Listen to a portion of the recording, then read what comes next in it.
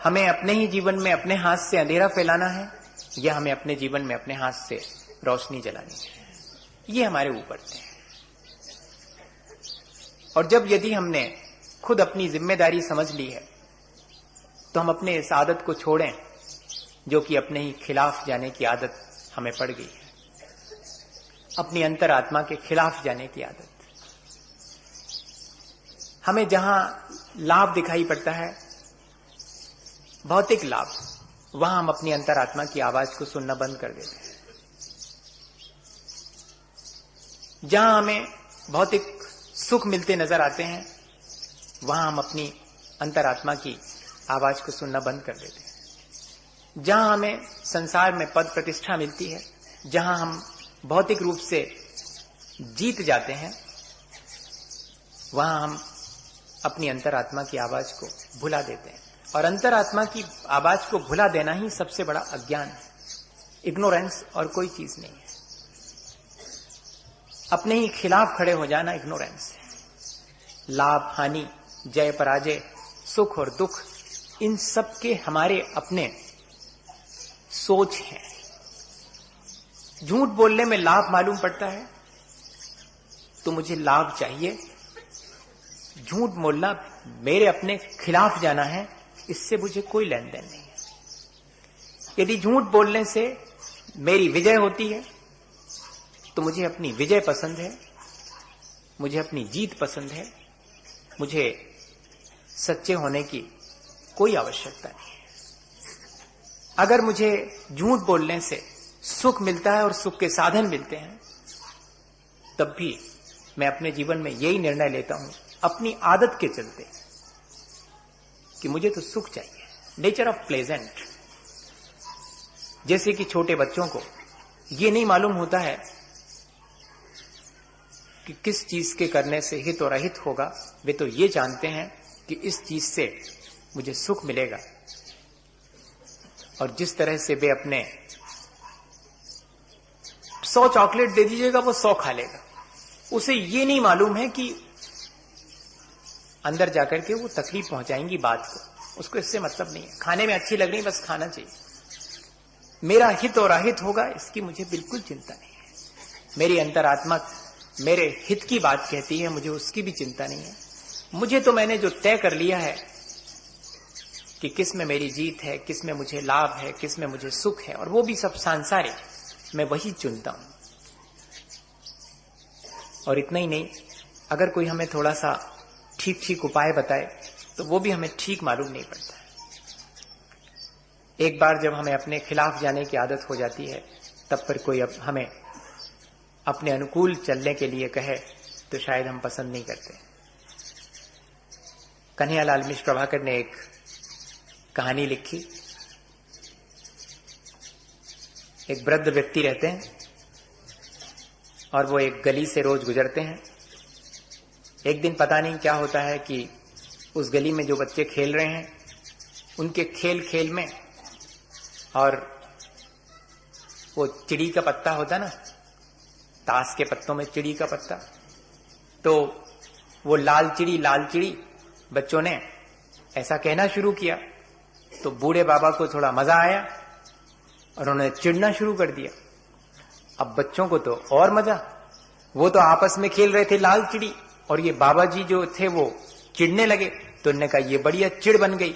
अब जब भी बाबा जी गली में से निकलते, लाल चिड़ी, और लाल चिड़ी जैसे ही कहा तो वो मारने दौड़ते या कि नाराजगी व्यक्त करते।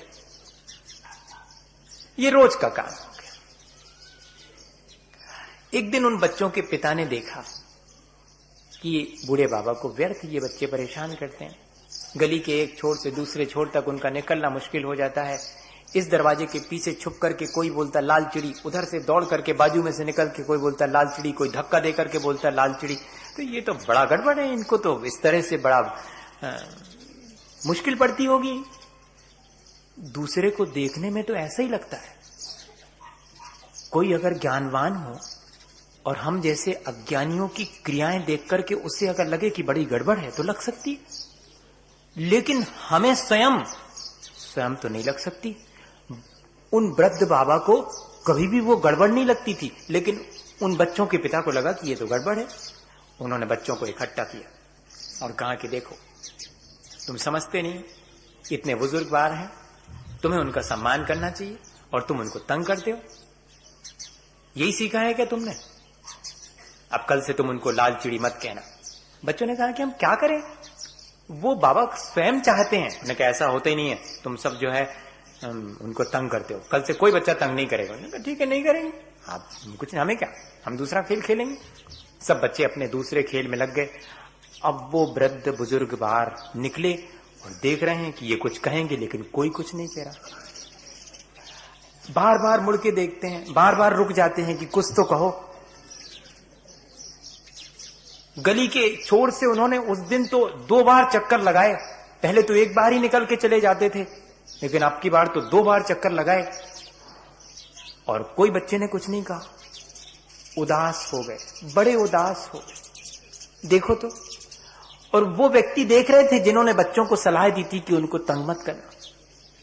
उन्होंने गली के दूसरे छोर पर पहुंचकर बड़े विनय से हाथ जोड़ के कहा कि वृद्ध बाबा जी, आज तो बच्चों ने आपको बिल्कुल तंग नहीं किया होगा, हमने समझा दिया है।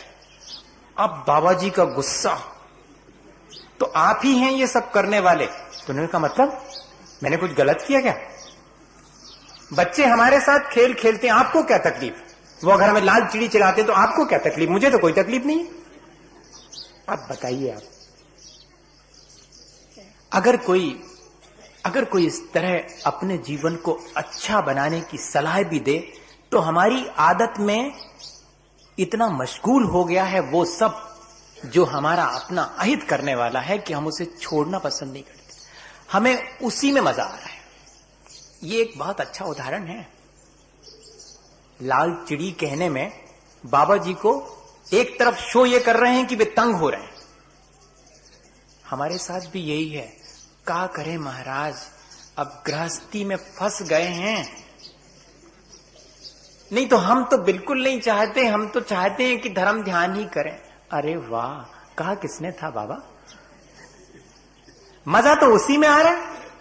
कहने को जरूर है, जब धर्म के क्षेत्र में पहुंचते हैं तो कहने को जरूर होता है कि संसार तो ऐसे ही है, असार है, नाशवान है, क्या करें, हम तो गृहस्थी करके पछता रहे हैं। अच्छा, तो फिर दूसरे दिन तय कर लो ना, तैयारी कर लो, चेंज कर लो लाइफ स्टाइल। नहीं, चेंज भी नहीं, अब वो तो जैसी चली आ रही है वैसे ही ठीक। चेंज भी नहीं करना है, उसकी निंदा भी करनी है और उसी में रहना भी। ये क्या चीज है? ये हमारी अपनी आदत बन गई है। बात हम करेंगे ज्ञान की और जिएंगे अज्ञान में। बात करेंगे हम अपने हित की, लेकिन अपने हाथ से करते जाएंगे अपना अहित। इस तरह हमने आज बैठ करके विचार किया है कि ये हमारी जो आदत पड़ गई है वो ठीक नहीं। हमें अपनी इस आदत को बदलना चाहिए। हमें झांक करके देखना चाहिए अपने जीवन में, अपने कर्म, अपनी 3 ही चीजें हैं अपने पास में। हम चाहें तो अपने कर्म को व्यवस्थित कर सकते हैं, हम चाहें तो अपने अंदर की भावनाओं को व्यवस्थित कर सकते हैं, हम चाहें तो अपने ज्ञान को व्यवस्थित कर सकते हैं।